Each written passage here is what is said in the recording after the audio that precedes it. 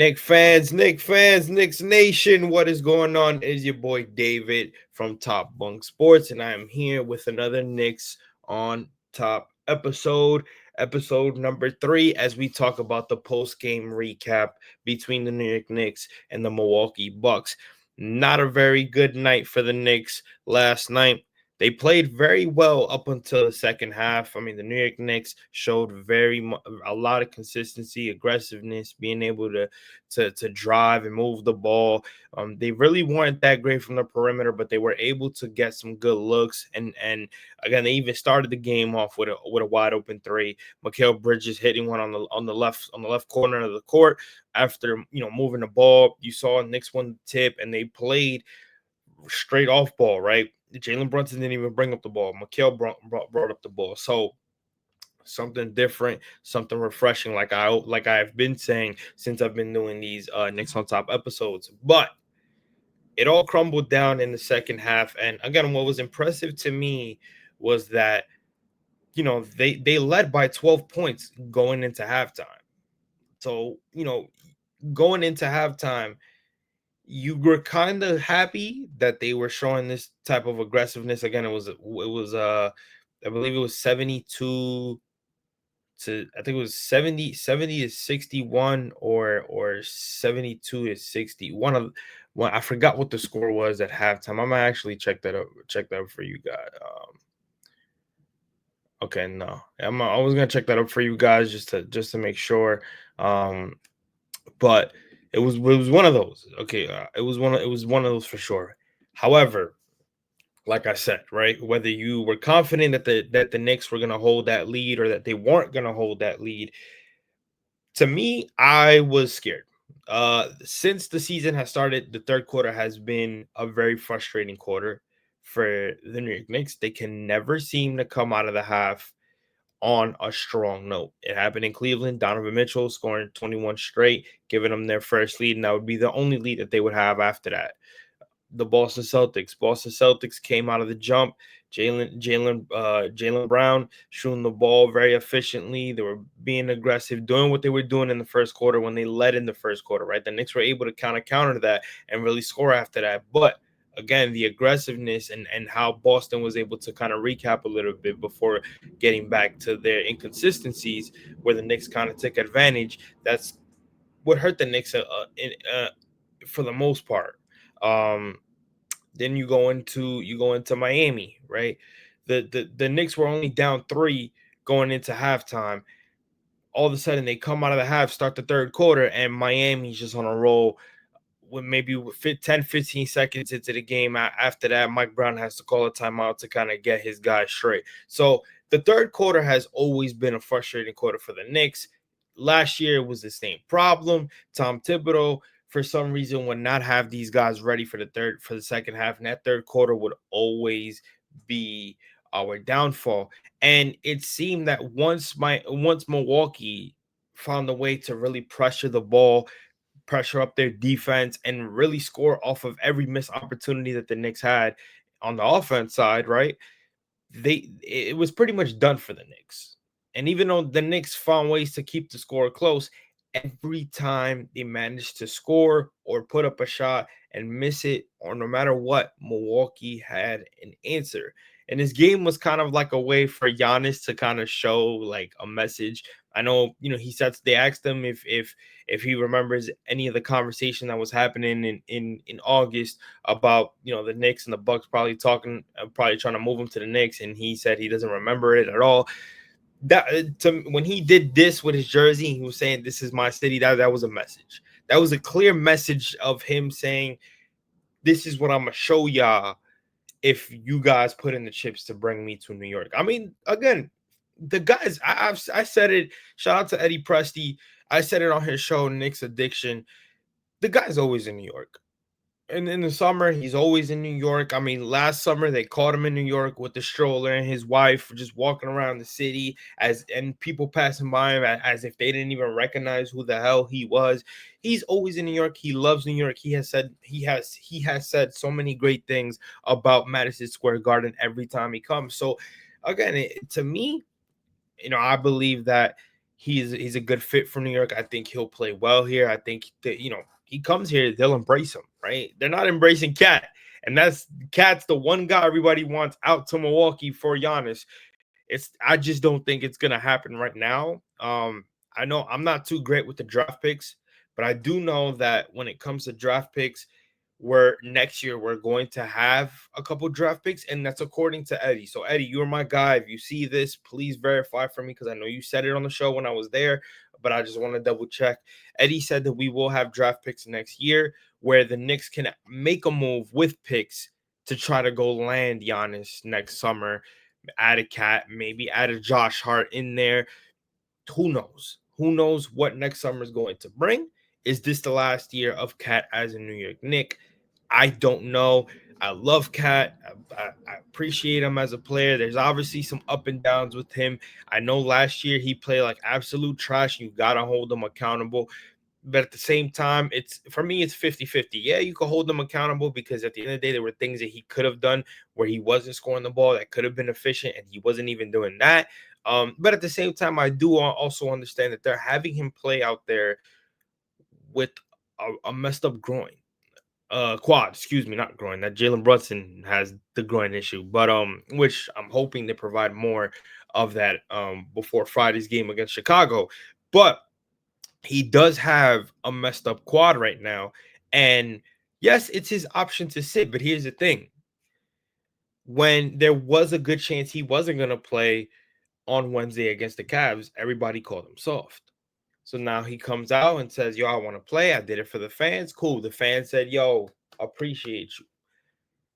Goes out there, right? And mind you, they had announced right after the game where our first game, the home opener against the Cavs, that his thing was a grade 2. So this guy's playing with a grade 2, possibly risking it getting to grade 3, where we won't see him for the rest of the year, or at least until after All-Star break, right? He's not playing efficiently well. He really hasn't been. His best game has been against Cleveland. That's it, where he scored 26 points, or against the Celtics where he went off. He went off against the Celtics. I think he scored 26 points that game. Like that's been his only 2 efficient games. Other than that, he scored 19 points against the Cavs, had a double-double. Then he had a double-double against the Celtics, and he had 26 points. Him and Jalen, this is where Jalen Brunson took over in the second half against the Celtics. Yes, correct. So I got the we're just trying to double check. But other than that, he hasn't been efficient, right? His last 2 games. And I'm starting to worry, is this the issue with his quad? I really am, because this is a guy that wants to play. But when I'm watching him run up the court, first of all, he's not running at full speed. This is a guy that doesn't like to play fast-paced basketball. You could kind of tell, even in Milwaukee, even in Minnesota, excuse me. In Minnesota, he wasn't playing fast. Chris Finch didn't have him playing fast, right? But his pace is playing slow, trying to get into rhythm at a slow pace. And that's not Mike Brown's that's not his criteria. It's not. He said it himself since day one. When he first came here as head coach, he said it day one. We're going to play fast. And you want to know something? That's on Cat, in my opinion, right? Whether Cat, and a lot of people really don't talk about this, and I hate talking about Tom Thibodeau, but Tom Thibodeau is such a pivotal piece. So where this organization has picked up a lot over the 5, 6, 7 years, right? Tom Thibodeau has been the one guy that has brought the Knicks back to relevancy since 2021, right? Cat played under Tom Thibodeau in Minnesota, right? So in many ways, they brought Cat in here, number one, because of Mitchell Robinson, but also because Tom Thibodeau got a guy that he knows already. He knows his game. He knows what he likes. He knows what he doesn't like. Tom Thibodeau was never the type of coach to play fast pace. You see the difference now from what we've seen with Tom Thibodeau as a head coach. He never likes to play fast pace. So when you have a coach in here that is willing to make adjustments mid-game, is willing to give, guys that usually didn't see playing time under Tom Thibodeau, he's willing to give those guys playing time, right? He's still trying to figure it out. And this is what I don't think Knicks fans understand the most, is that this is still a process. I hate to be the company man and use company man, words, but this is still a process. This is still a process where the Knicks have to go out there and find the rhythm under a new coach, because they only knew one system for 6 years.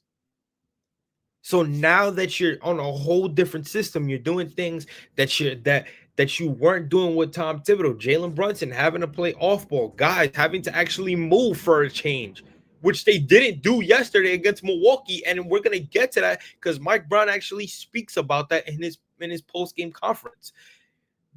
A lot of these guys are trying to get used to Mike Brown and what he's doing, right? So, with that being said, Karl Anthony Towns is on the same path, but at the same time, I think that he's actually playing in pain, and this quad is really bothering him. And as much as he needs to step up and be like, "Yo, I'm not feeling good, coach. I'm in pain. Like, I can't go out there and play." I understand that, him saying that is gonna make him look soft than what he's already being called soft. He's been called soft his entire career since he stepped foot in the NBA, right? But I'd have more respect if he goes out there and says, "Yo, I'm really in pain, and I feel like if I keep playing as much as I want to play, I want to heal this thing up, so that way when I'm ready to go, I'm 100%, and we don't have to worry about this shit." And I know it's early in the season, so it would make more sense if they take precaution now than wait till January, February, where he needs to be healthy most of the time. And we're like, "Yo, why didn't we take care of this shit back in October? Why didn't we take care of this shit back in November, when we were just getting the grip of things and we didn't really need to care that much like we do in December and in January, right?" So, it's, you look at his stats right here, and I'll put his stats up so people could kind of see it, right? I'll share the screen so people can kind of see it. Like I said, you hold them accountable. People know what it is.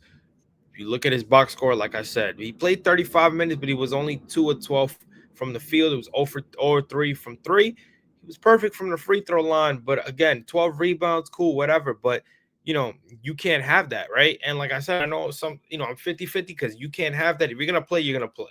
You know what I'm saying? Like, if you're going to fucking play, show something. If not, at least sit down and get some rest and let that quad heal, because you're hurting right now. So with Cat, it's tough. And I go back to this post. I go back to my post game, post that I did, right? You guys see the graphic right here for those of you that saw it. I basically said, listen, whatever happened to the Knicks in the first half, it completely changed and died in the second half, and it did. It absolutely did. 0 for 2 on the road so far, right? So we're 2 for 2. We're 2 and 2 overall. Struggle from 3 once again. They took 54 threes against Miami, and I think they only made like 17 of them. So again, they did the same thing yesterday. Took 40 of them and only made 13. So they're relying a lot on the 3, and it's not working, and they're not making adjustments. Shot 42% from the field with 14 turnovers as a team. They got to clean that up. And I know it's only 14 compared to the 20 that they had against either the Celtics or Miami, but they gotta take care of the basketball. There is no room for errors with that. Then here I go with Cat, right? And I'm gonna get to OG because OG's another one, but here I get to Cat. 8 points, 2 of 12 from the field, or 3 from 3, with 3 turnovers as a second option. Unacceptable. He is that second option. It's him, Jalen Brunson, OG Anunoby, then Mikal Bridges. He's that second option, and you can't have that as a second option. I'm sorry, you can't. You cannot have that as a second option. That is disgusting. Again, if he's hurt, he's hurt. But this is where Mike Brown and Karl Anthony Towns have to get on the same page. This is where they have to sit down and really have a conversation and be like, "Yo, dude, if you don't feel well, if you're hurt, sit down. Who gives a fuck what everybody else has to say?" And that's just the honest truth, brother. Protect your health. So that way, when you're ready to go, you're 100%, and we could put you out there and we don't have to worry about that. Stop trying to force something just because it's like, yeah, we need you. We understand we're down 2 big men, because obviously Mitchell Robinson could fucking wake up and put his leg and put his right foot down, and the dude is hurt. The dude is out for half the season, right? So we can't trust Mitch, and he's not here. So yeah, we need another big man. But you know what? We got to trust in Huck Porty. We need Huck Porty to get some development as well. Let's just fucking run him out there and just deal with it until you're ready to go. I do that at this point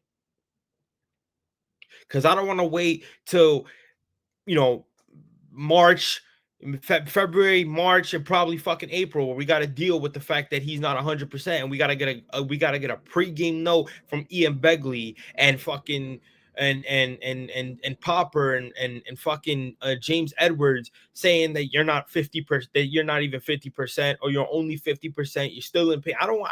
When it comes to that time, I don't want to hear that. I'd rather them take the precaution now with Cat. So whatever it is with Cat, I mean, and like I said, I'm 50-50 on it. If you're gonna play if you're not even gonna score, brother, I need to see you do something off ball. I need to see you get your guys in position. And I know people are gonna be like, well, what do you mean? He was saying picks. His picks weren't even fucking picks. He stood there for 2 seconds and then moved. Let's be productive if you're gonna play. Because if you're not, bro, then please sit, dude, because you're hurt. You're hurt, and we don't want to keep holding you accountable if you want to go out there and play. And that falls on Mike Brown too, as a head coach. You got to have a conversation with him. As simple as that. Let's get to OG, right? And I'll get to the team stats after OG. But since we're seeing the post, 9 points, 3-11 from the field, 1 of 6 from 3 with 2 turnovers as the third option. It is 100% unacceptable. That can't happen. They're paying you $212 million to be our third fucking option and one of our best scorers. It's not just defense, brother. I'm gonna be honest with you. It's not just defense. Yes, you are one of the best defenders and you are one of the best wings in the league right now. But it's not just because of your defense. Your offense plays a factor as well. When you shoot that fucking ball, you are lights out. When you are aggressive and you're moving off, you're jumping off 2 feet and you're laying that shit and you're being aggressive in the paint, it's effective. It is effective, man. I saw that yesterday when you actually went in, when you in the third quarter, you actually drove and you actually went in the paint, you scored. I was like, yes, this is the OG I want to see, man. Consistent OG. And I get it, he doesn't have a post move like that. He doesn't have a consistent post move. I get that.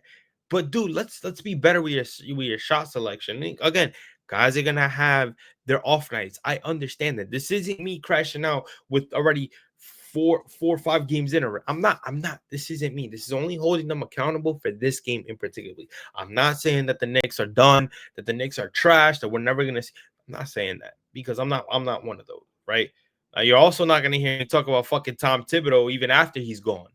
Talking about that he's a better coach than Mike Brown and talking about how the Knicks are going to be worse under Mike Brown. You're never going to hear me say that because, like I said, I wanted Tom Thibodeau gone since 2023.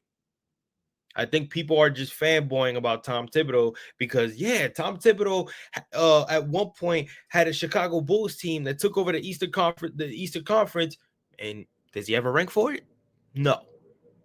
Yeah, the Tom Thibodeau had he had a Minnesota Timberwolves team, and he had them right.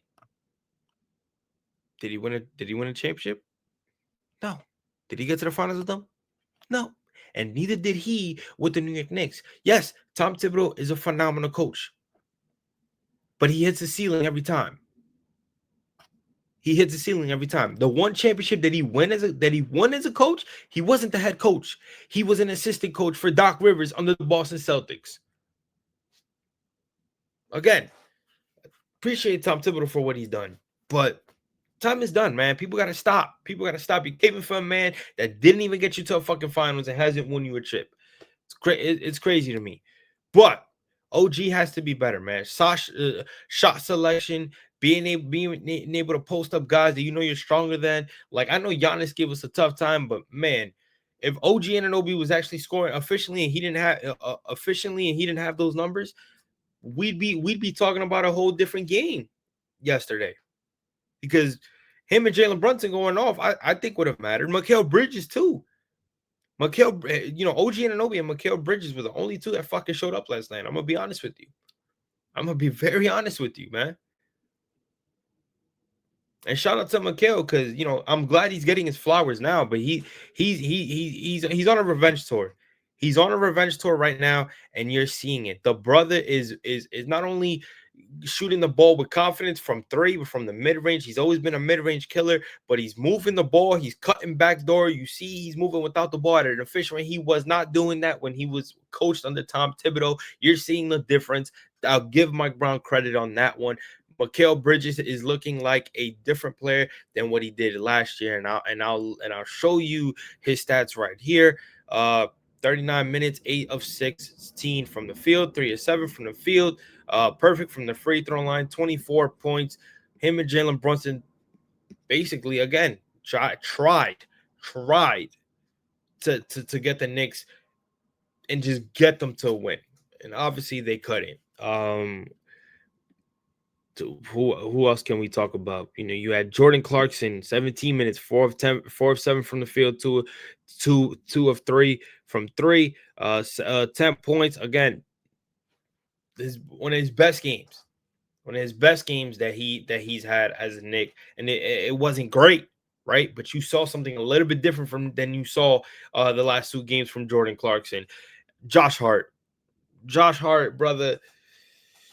Oh man, Josh Hart, and I don't, again, I'm not trying to kill Josh Hart or anything like that. He is the anchor of this team. He is the energizer of this team. I understand that, but Josh, I need you to be better, my brother. I really do. I really do. He only had 2 turnovers. I get that, but I can't have you going 1 from 5 from the field. I can't. I cannot. I really cannot. 4 assists, 4 rebounds. Right. That's probably your worst stat since you've came back. It has to be. I need you to be better as a veteran, dude. And you're coming off the bench. You should your minutes. You're not even your minutes. He played 26 minutes. That's fine. Your numbers should be better than Jordan Clarkson, in my opinion, because you've been here longer. You're a tone setter for this team. Your numbers should be way better than Jordan Clarkson. Your numbers should be higher coming off the bench, especially when they don't have a big man or Ariel Hukporti ain't even doing nothing. You should be that aggressive on both sides, right? That's just my opinion, and that's not me. I love Josh Hart. Josh Hart's everybody gives Josh Hart shit. I don't know why, but there are games like I saw yesterday where I'm just like, I see it. I see it. I see it. Like even the turnovers against Miami, I was like, yo, Josh, you're better than this, bro. You're way better than this. In my post game post that I put on X yesterday, I said as a team we got to do better. We got to do a better job of keeping the energy and the dominance we create in the second half and keep it going into the third quarter. Absolutely, and not let our foot off the momentum. It's just the honest fact. It's just the honest fact. When we played the Cavs, we led at halftime. When we played the Celtics, we led at halftime. Those 2 games, the momentum shifted to excuse me. The momentum shifted to the Cavs and to the Celtics until we were able to finally recoup things and find our rhythm once again to stop their momentum. And that was all she wrote. Again, we were able to cruise in. Miami, we found ourselves neck and neck with them the entire time. They went into the half with a 3-point lead, and I was still confident that we could have pulled out a win. All of a sudden, that third quarter just collapsed for the Knicks, and that was all she wanted. It happened here as well. It happened here as well. You were up 12, and I know a 12-point lead in the NBA evaporates like that, but you were up 12. Finding ways to try to extend that lead, and you couldn't. Milwaukee's momentum built as it went, and they were letting guys like Ryan Rollins shoot them out the game. Giannis was just babying everybody. He saw food as soon as he saw Ariel Hukporti. Did whatever he needed to do, and it didn't matter that nobody in the Knicks was gonna stop him. And that's where you need guys. When it comes to guys like Ryan Rollins getting comfortable like that, you need guys like Deuce who we're missing because of personal reasons. Deuce, I hope everything is well with you, brother. We miss you. I hope everything is going well. Fuck basketball, dude. Take care of what you need to take care of, bro. From a Knicks fan to somebody that loves your game, we appreciate you, bro. And we hope everything is good. We can't wait to see you back. But when it comes to stopping guys like Ryan Rollins, that's where you get a good perimeter defender like Deuce McBride, somebody that can score efficiently now, right? Because we've talked about how he's confident with his shot, but you're also going in there with one of your best perimeter defenders who can stop that, make sure he's not shooting that shit consistently like he was doing yesterday. Because we didn't have good perimeter defenders on him, and he was just getting whatever he wants, and Knicks were too late to read that. And that's just a fact. Then, you're talking about Giannis, where, Giannis is basically getting most of his points in the paint. A rim protector that can actually play defense and get blocks, not like Cat, but Mitch. That's where a piece like Mitch comes in, where now you're basically putting a body on Giannis, right? You're protecting the rim. You're making sure he's not getting nothing easy. And then who knows? He might have gotten to the line under Mitch a couple times, right? Because Mitch gets into foul trouble as well. But I'd rather take my chances with a guy that's gonna make sure he's gonna disrupt the offense for Giannis Antetokounmpo and make sure he doesn't get nothing easy like he did last night. So I also said, yes, take care of the ball, take care and move the ball. Stagnant offense is only going to hurt you in the end, and that's a fact, man. That is a fact. Okay, that is a fact, and that's just why so many of us didn't like what Tom Thibodeau was doing, because it was just stagnant offense, and every time the offense was stagnant and it hurt us, the Knicks looked like they were done. And you saw that yesterday. So, let's look at some team stats right before I get to some of the videos of Mike Brown's post-game press conference, because I want to hear what he had to say, and not all of it, right? Let me see. As a matter of fact, I think I could find the video, but let me see real quick. Because if I could play you guys the video, that'd be wonderful, right? That'd be wonderful. So then we can actually hear everything he's got to say. Because I was just gonna play you guys snippets of it, but if his full press conference is here, why not? So let me see.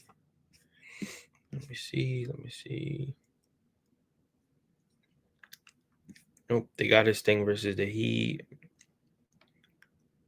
Okay, so this is basically all right. So this is from what, against the Bucks. You know what? Nah, I'll play you guys a snippet just because it kind of goes into detail into like certain questions that they ask him. I think that will be better. But before we get to that, like I said, let's get to the stats. Let's get to some of the team stats that I wanted to show you guys. I usually do this all the time. So let's get into the stats. Team stats.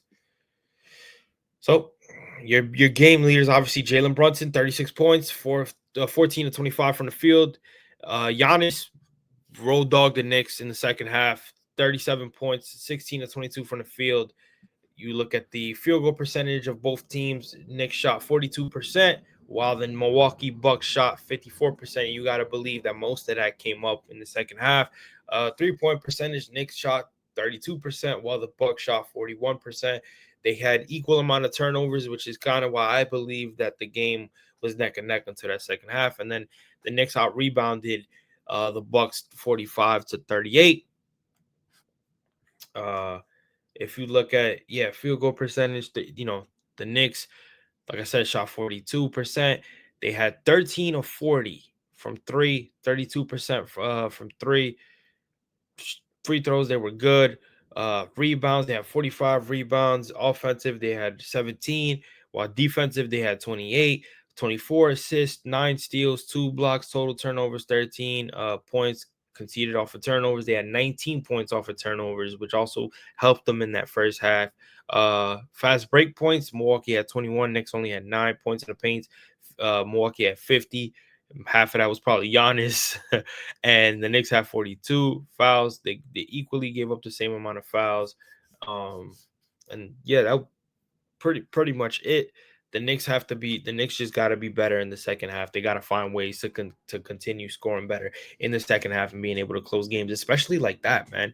A Milwaukee Bucks team that that you could beat, right? They beat them last year at home, and I believe they lost to them. I believe, at home last year as well. But they beat them at home, and they shown, on the Cats' first year, that they could be efficient. So when you're playing, back and forth like that, you can stay up with this team, and then you just kind of you know, I would say collapse. Excuse me. I was gonna say column. I don't know what the hell I was saying. Collapse, right?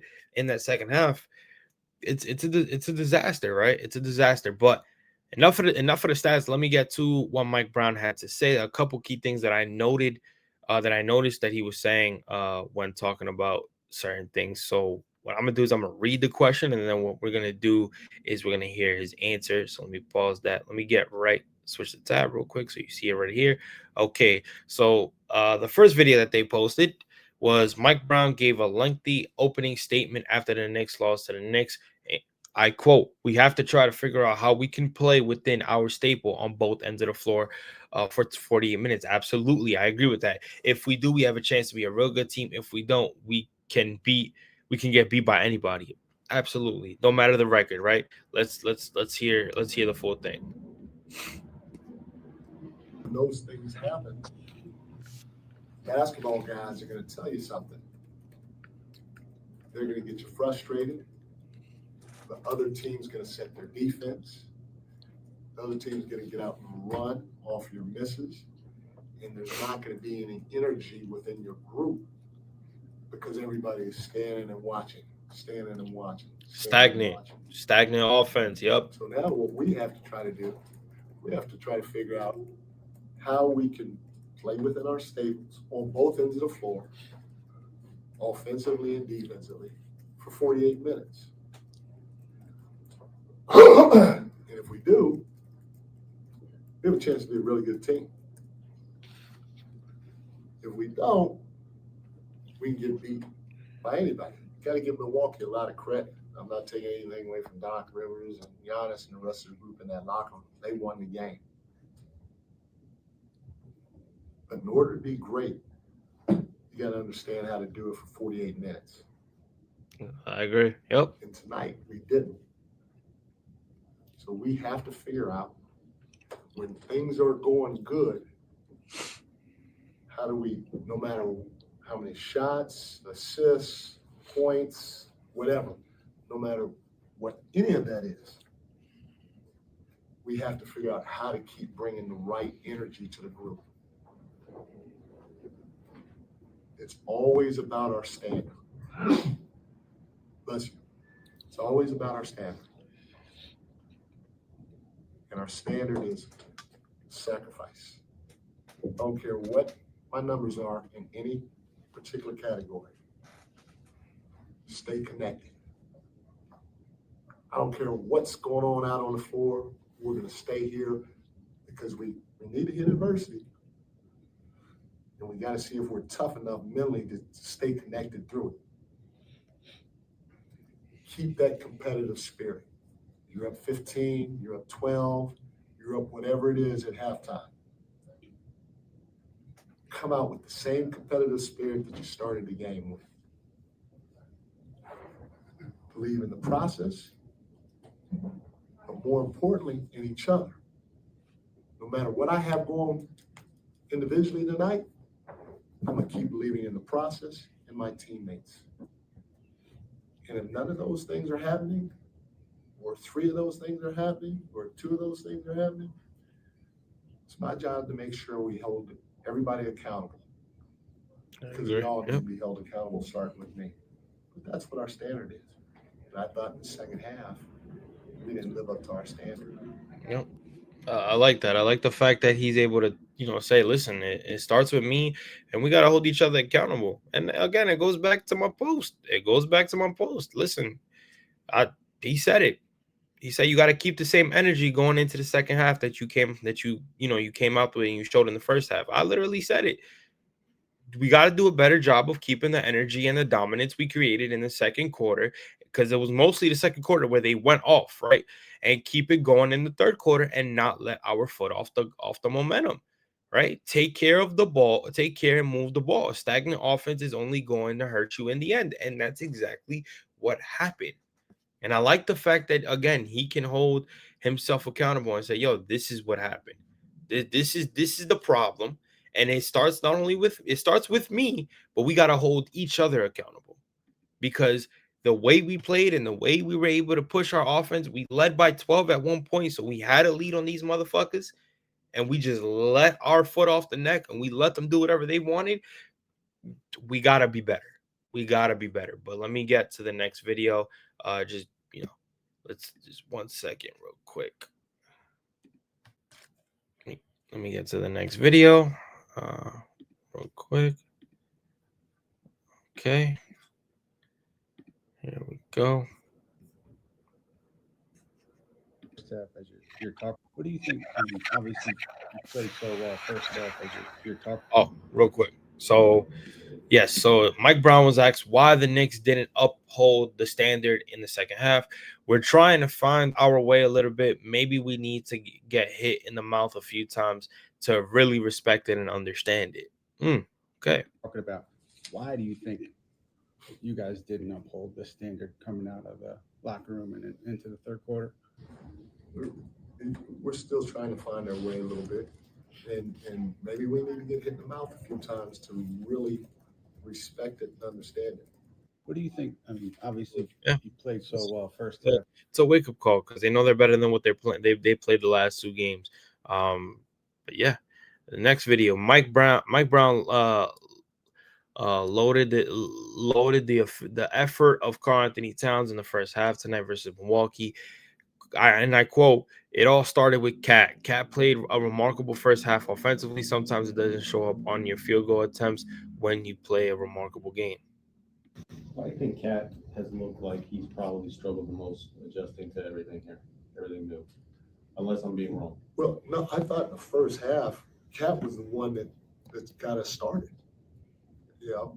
I mean, Cat's first couple of plays, he caught that thing, he made a quick decision, he touched the paint. What did he do?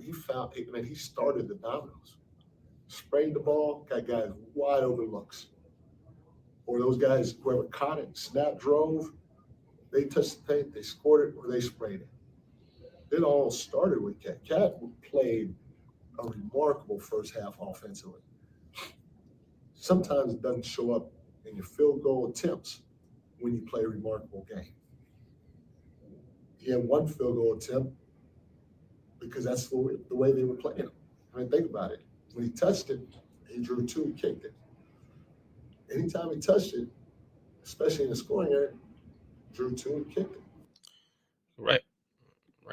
So, I mean, that like I said, the thing with Cat for me is if he's gonna play and you can't score the ball, right? I need you to do things off the ball that are gonna help. They're gonna help your teammates. They're gonna put your teammates in better positions to score. If you're not doing that and you're not doing anything at all, then what you need to do is you need to sit down and you need to you really need to take some time to heal that, because right now you having a grade 2 a grade 2 quad injury where you're risking a possible grade 3 and us missing you for a good amount of games.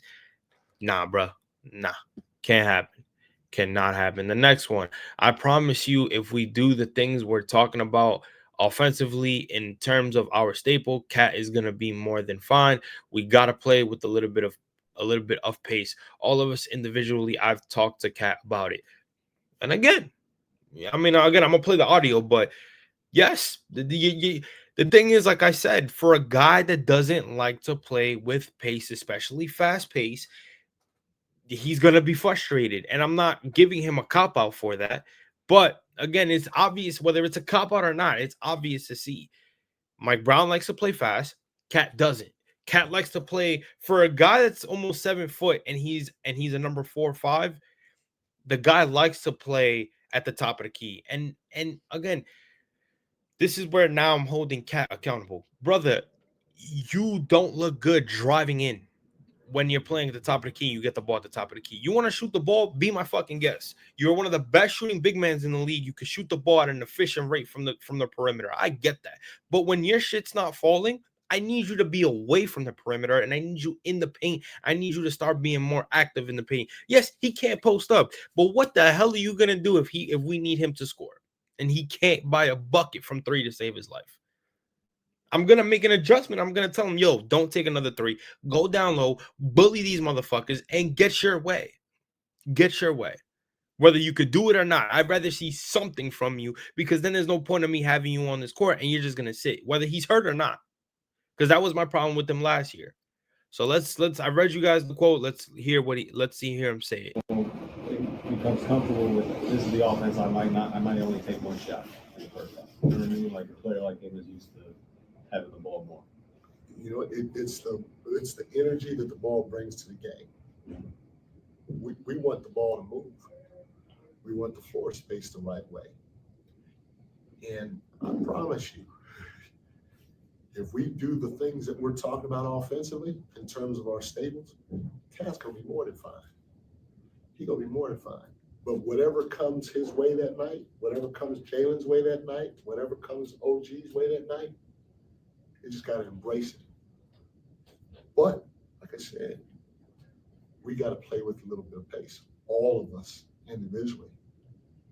And I've talked to Cat about it. One of the things that is hard, or it's hard on us or him as an individual, is if you don't play with pace in certain areas, then you're going to get denied, pushed out.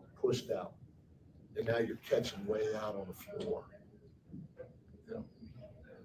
So Cat has got to figure out how to play with a little bit of pace. He doesn't have to be Ariel or Mitch or anything like that. A little bit of pace within what we do. So now he can catch and he can make quick decisions with the basketball. Again, this first half was beautiful. He played the right way. He drew, and that's all you ask your all-star guys to do. If you get an all-star and they're taking him out with the second guy, believe in your teammates, believe in the process. When those guys make plays, eventually they won't double as much, and you'll get it back. Absolutely. Listen, again, it's one of two things. Like, and I'll say it again. It's either he's hurt and he can't play with pace, or he's not hurt and he feels fine, right? And it's not the quad anymore. Maybe because they're not gonna officially be like he's officially healed. You know what I'm saying? When you feel good, and you're good to play. And maybe he's just not feeling the offense right now. But I'd rather him go through this frustration if he's not hurt now than have this shit come up in December, January, February, and we got to deal with this crap. And it's going to be a whole mess up come playoff time.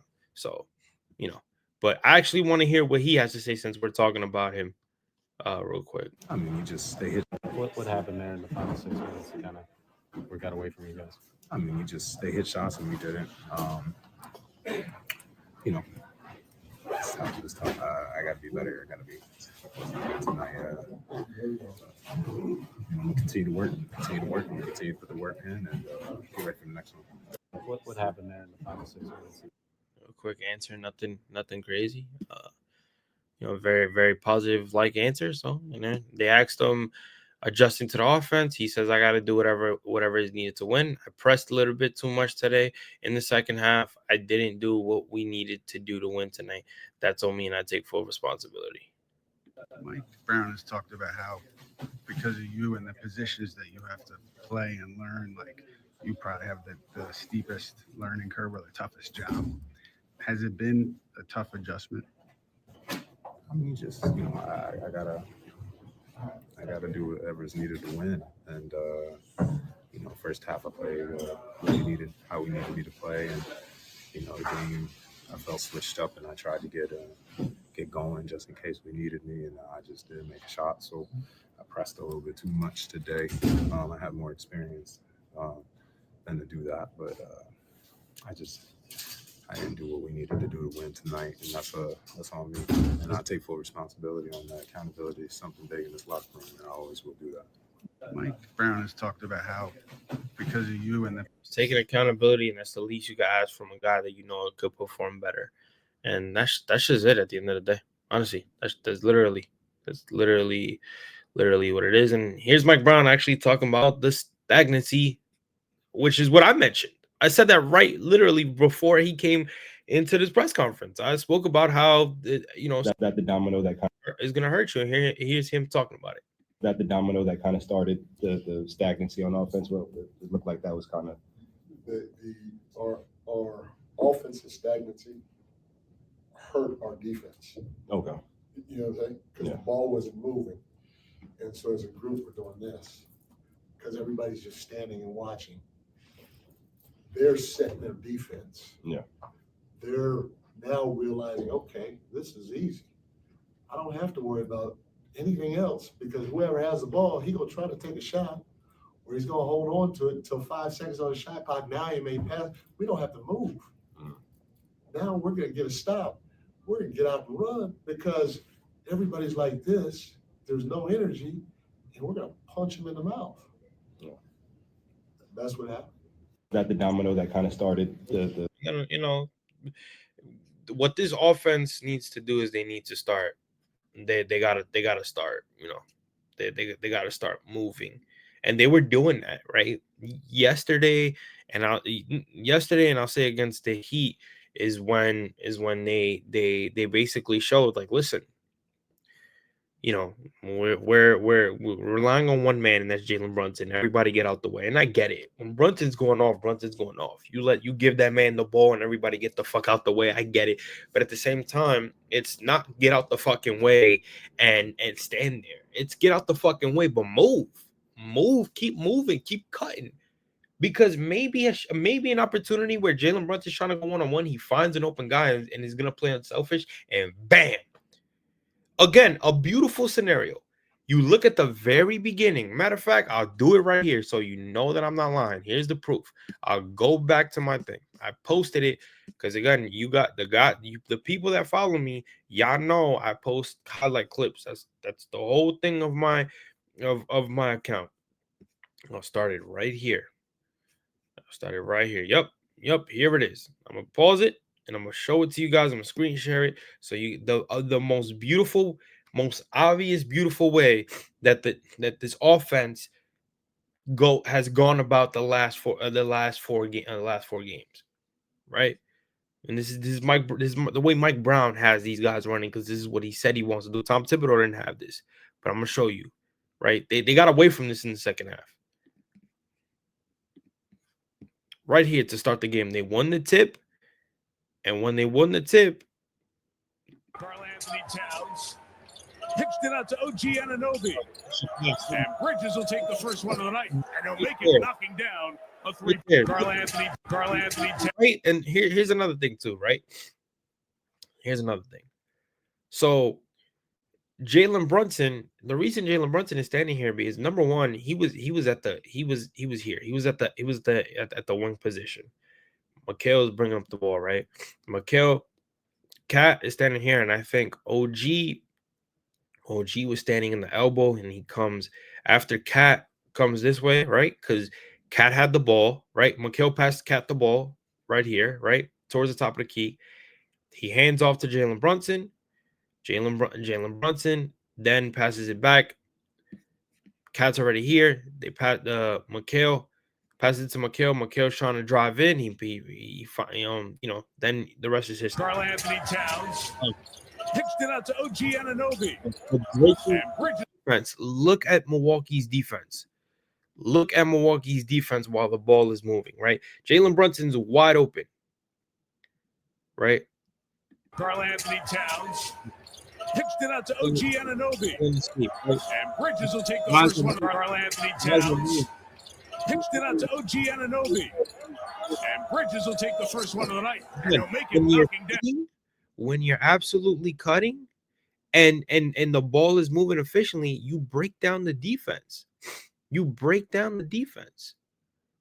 Right? Because this is what they're doing. They're trying to collapse Mikal here because they're thinking, oh, he's gonna go in for a layup, right? Instead, look at what Mikal does. Mikal has options here. Bunk. He passes to Jalen Brunson, where Jalen Brunson is wide open, right? Because he could have also did it. OG could have had a shot, right? And look, Towns pitched it out to OG Anunoby. And Bridges will take. I'm sorry. Pass it to OG. OG makes OG makes that pass to The first one of the night, and he'll make it knocking down a three-pointer. the key to that whole thing is, again, and again, I'm dumbing it down for people that already know what it is. You moving the ball is successful for two things. Number one, you're breaking apart their defense, right? Because now what they're trying to do is they're instead of them playing man, they're gonna obviously switch. The ball is gonna move. They're trying to collapse the defense on wherever the ball is at.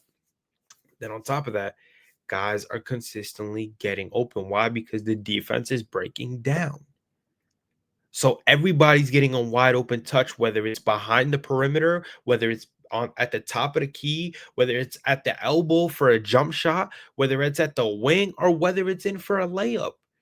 The ball is going to find an open man because the defense is trying to set and they can't set because guys are moving.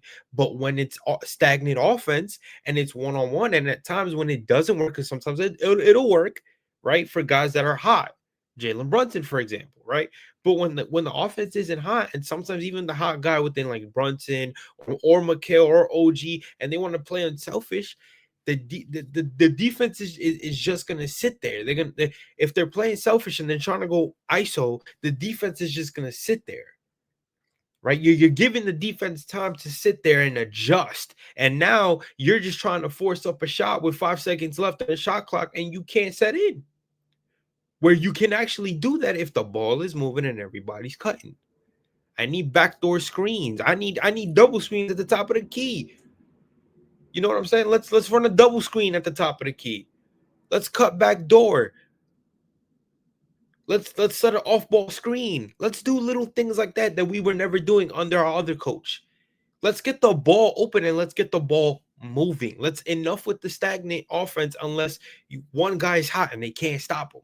But if we're going to do that, make sure our defense is on point at all times and it doesn't fall off the rail. Because like Mike Brown said, when you start playing stagnant offense and you can't get nothing going, your defense tends to fall off. And that's the problem. So what they do on Friday against the Chicago Bulls, let's see if what Mike Brown was talking about within the staple of our offense, if it changes and they learn from this game, we'll see. I have no doubt that they could come out there and play much better than they did in that second half, and they could win against Chicago. Because right now, in my opinion, the New York Knicks should be 5-0. If they win tomorrow on Friday against the Chicago Bulls, they should be 5-0. If you watch how these games are playing, the Knicks should be 5-0 right now. So, with that being said, guys, I appreciate y'all so much for tuning in to this post-game video. This is Knicks on Top, episode 3. I am your guy, David from Top Bunk Sports. I will catch you guys on the next video. Peace out, and make sure that you guys like, share, and subscribe to Top Bunk Sports on YouTube. Make sure you follow me. Make sure you show me some love on X, Instagram, and TikTok at Top Bunk Sports, and always show some love and support, man. I appreciate y'all. Like I always say, without y'all, none of this would be possible. So like I said, much love to you guys, and I appreciate y'all. With that being said, I'll see y'all in the next video. Peace out.